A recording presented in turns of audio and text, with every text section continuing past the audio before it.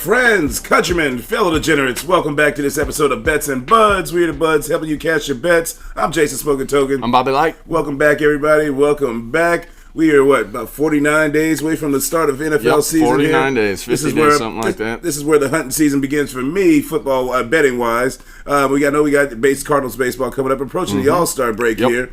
So that means the trade deadline will be coming up too as well. See if the Cardinals are going to be buyers or sellers. Pretty much outside that, we got Wimbledon action right now. I can't even remember I don't even know how to pronounce the girl. The American girl, but she didn't have an American last name. She got smoked yesterday. Yeah, she got smoked yesterday. I can't pronounce either one of their names. Amanda Matsanova or something like that, I think was the American girl's name, which didn't sound American, but, she's from America somehow. So either way, the men's finals is going on today. We got Carlos Alcaraz, and I can't remember the other guys' names. I don't follow tennis as closely as I used to. No. But, once again, that's going on over across the pond in Wimbledon, over in England there. So then we also got, what is that?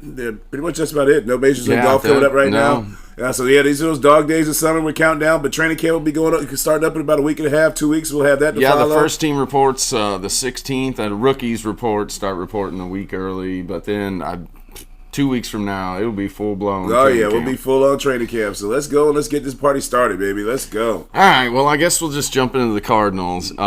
Since they hit the high water mark 10 games ago, they were 48-37, 9 games above 500. Since then, they've gone 3-7, and the starting pitching has just disappeared. Yeah, it has collapsed. Absolutely disappeared. Between Michaelis and Fetty and Palante having a bad outing the other day, giving up the 7 earned runs on 8 hits. I mean, they're giving it up early, usually early, like yesterday's game. Take that for an example. 3-run homer in the first inning. Right. You're down. Boom, you're chasing. Right. You lose 7-6 in the ninth. So this Cardinal team should be sellers at the deadline. They need to trade out every contract that they do not want on the books. Right. Get something for them. Just be gone. Problem is, I don't know.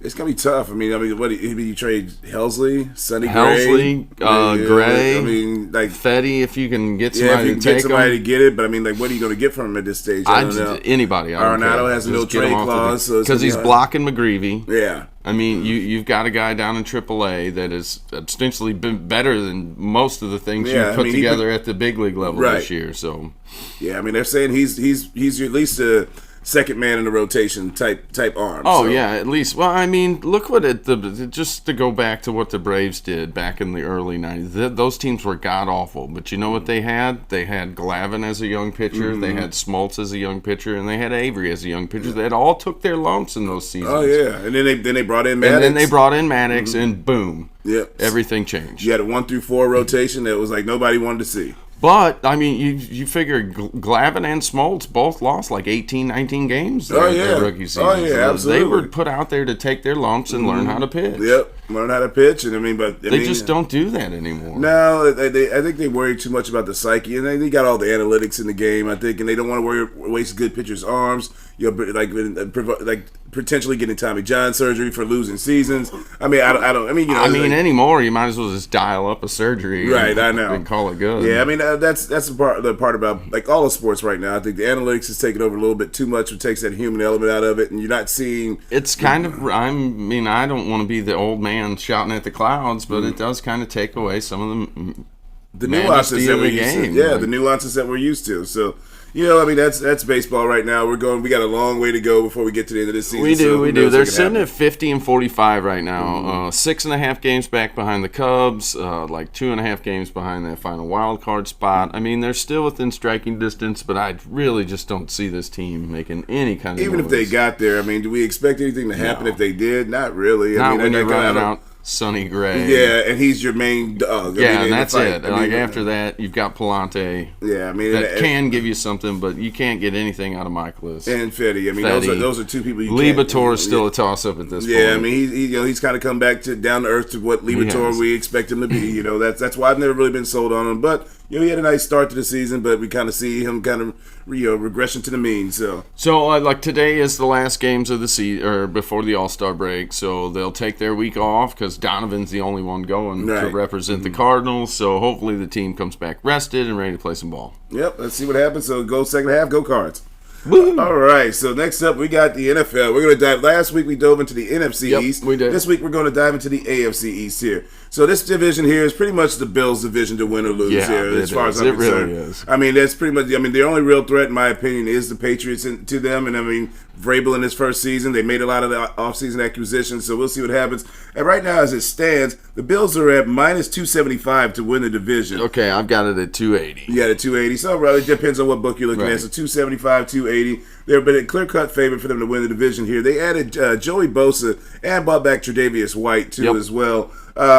A couple losses I think they had, but nothing of major significance. It's pretty much going to be a lot of the same team come back from last year. They had a couple good draft picks, too, as well. Yeah, you really this year it'll be, can Keon Coleman step up and become that number one dog? I mean, can Shakir replicate the season that he had last year? I mean, because he really did have a decent season. And then what type of season we're going to get out of James Cook, because it's a contract year. I know he's wanting a new contract, too, as well. But they also have Ray Davis in the fold, also as an insurance policy, to kind of hold off James Cook on not necessarily having to pay him the money that he's wanting. Because once he saw Saquon Barkley get that money, his eyes lit up. He's like, okay, I'm ready, But and I mean, Cook's got the goods to make it happen. It's just, will Josh Allen vulture a lot of touchdowns like he exactly. does? Maybe he had 16 last year. James Cook did. I mean, he had 16 touchdowns, but a lot of that he got really hot at the end of the season. But he had a really phenomenal season last year. So we'll see how the Bills package it all together. They still got another good offensive line coming back, and I know their biggest focus was focusing on the defense. That's what a lot of their draft picks were. It comes down to the Bills' defense. How far is that defense going to carry them this year? Because we've seen it. The offense can get it done in the playoffs. They've got that last possession. Can Matt Milano stay healthy? Can Matt Milano stay healthy? The defense just can't seem to stop that last possession when it matters. Right. But, most of their draft picks were defensive players.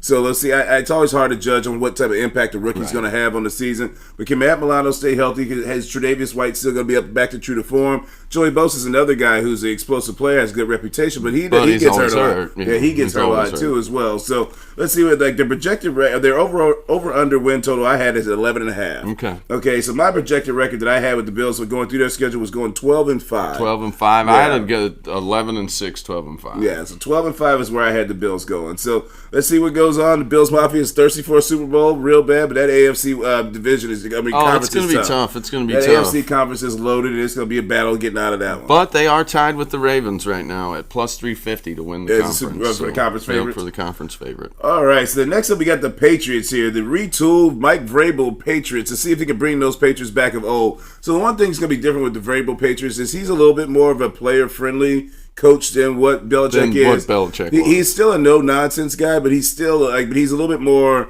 personable with the players than what Belichick is, and the players love playing for him. You can just see that in his press conference. Absolutely. The guy's got 10 times more personality. Absolutely, yeah, baby. Vrabel's a dog. Likes to smoke his cigs and chew his chaw, and have a good time with the boys. So, and he'll get out there running gashes with the boys, too, as well. Now, with them bringing in Stephon Diggs, it gives Drake May an actual number one wide receiver without... Last year the Patriots relied on a lot of rookie and second year wide. They had basically a lot of 3s and 4s. Yeah, guys that would be your 3rd and 4th receivers are basically who they were counting on to be 1s and 2s. And once his name went down with injury, they were pretty much gassed. Yeah, I can't remember who. None of the Bourne, was it Bourne? Kendrick Bourne. Yeah, none of the receivers. even then, Kendrick Bourne is a third receiving option at best. He's a third receiving option at best. So, you got Stephon Diggs they brought in. They drafted Travion Henderson from the rookie at Ohio State at running back to maybe help relieve some of the load off from Ramondre Stevenson. Brought in Milton Williams, a big defensive tackle free agent from the Eagles off that Super Bowl winning team. And good old Bobby Spillane they brought back in. At middle linebacker to kind of help, stout up that middle. So he's had some decent seasons. He's as far as tackles go. He's a solid linebacker. He's not necessarily big on the coverage side, but as far as run fills, he's a stout linebacker, and he's also a good leader for the locker room. And so you still got young Christian Gonzalez out there. I can't remember who the other corner is, but they're pretty solid at both corners on the outside there. So I want to say they drafted a corner that was pretty solid. Okay. But again, like I said, I hate kind of projecting on what rookies are going to do. Now, do you expect the Patriots to finish second in the division?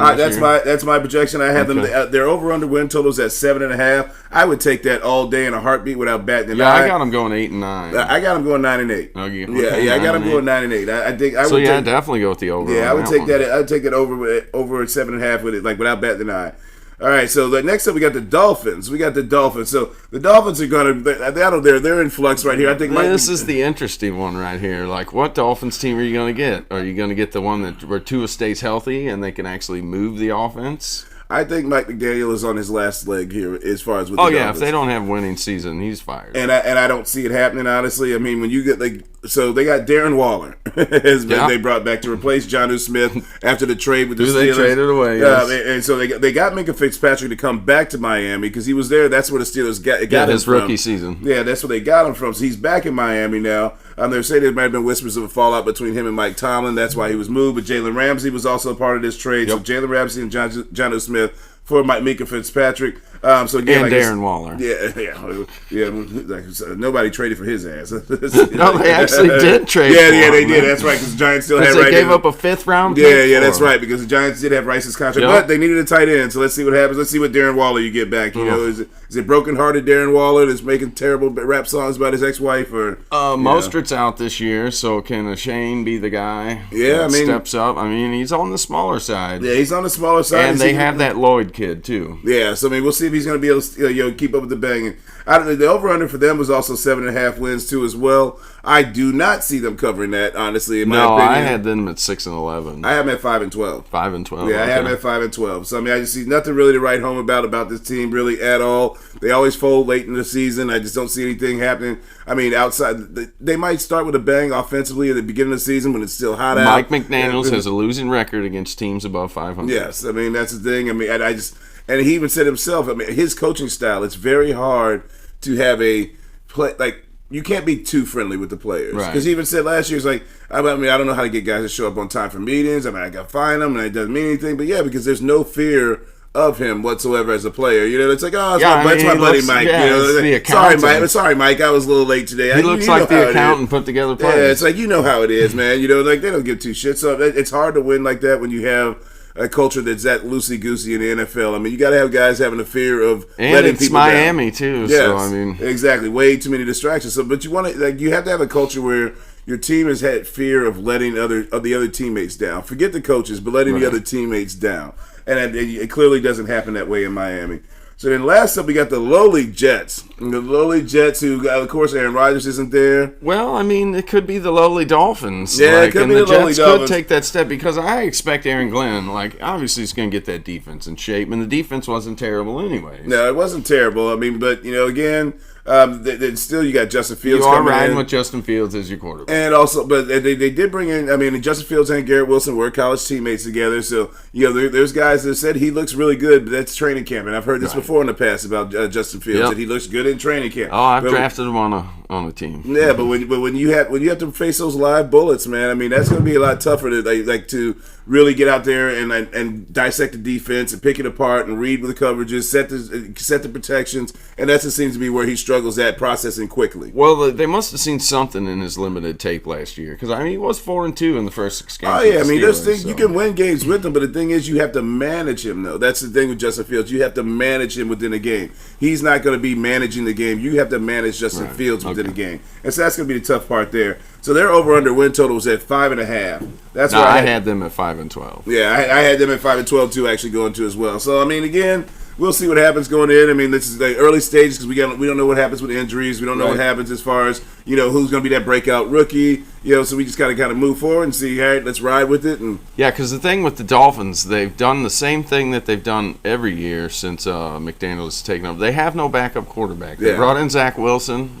We know that's not going to happen. We know he's. That's basically like throwing out the white kid. Oh yeah, Mike White. Mike White. Mike White, or I mean, hell.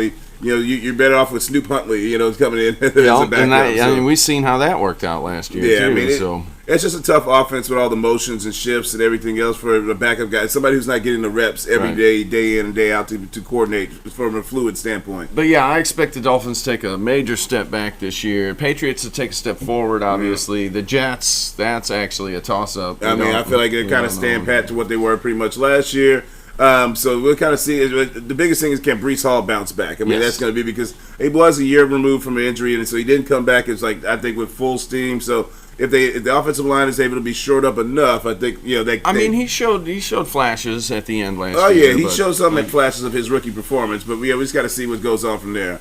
So, I mean, that's pretty much all I got wrapped up for this week, brother. Yeah, no, there ain't a whole lot going on out there. We've got, I do believe we've got the Scottish Open going on right now. Yeah, but, you got Summer League basketball going on right now. So, I mean, Flag and Brownie was a big ticket this past week. Oh, yeah. I mean, we see. Yeah, I mean, it's too early, though. Summer League is just their runs. I mean, and you're playing against a lot of G Leaguers and everything else. Well, that's like that. the thing. They, on that game against Dallas versus LA, Flag chucked up 22 shots in that game. And he had never shot that many, not even in college. Oh, yeah. But that's what they want to see. Because that's the transition from the college to the pros. Is that these guys, they say, all right, now we're going to let this game open up a little bit because the floor has opened up a lot more. What about Holcomb? Chet Holcomb, Holmgren, getting that big old Supermax extension from the Thunder. Well, you knew it was coming. They want to keep those pieces in place. So two guys, they're paying over $500,000. Yeah, they want to keep those pieces in place, man. I mean, that's how they start the foundation with these two young guys and always hopefully be in contention every year. That's pretty much what they're looking at. What was the other thing, too? The running back.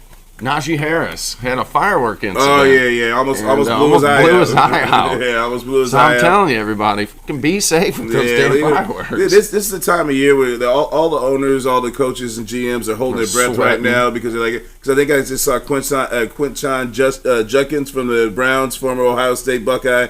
He got arrested for domestic batteries, like type deal. So this is what the guy like this right now. This downtime is where the guys are holding their breath, like, dudes.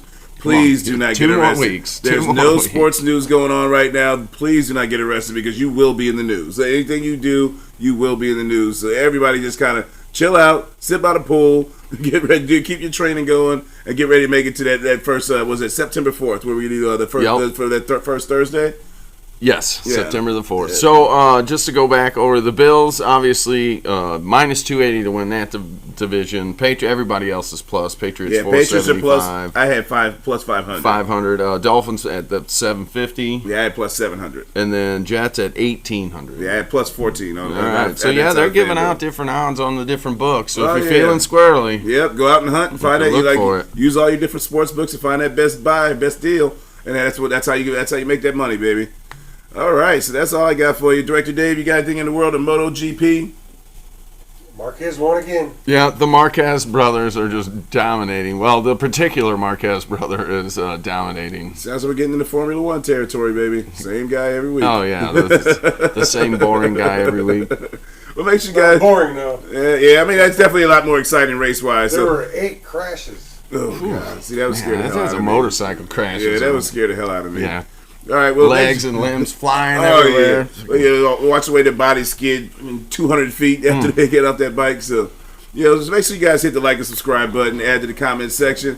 Shout out to True on the Track and Blessing Those Beats. Director Dave keeping us up on the 1s and 2s. We're getting so close to actual betting again. Yes, thank God. Thank God. But I'm Jason Smoking Token. I'm Bobby Light. We'll see you next week. Peace.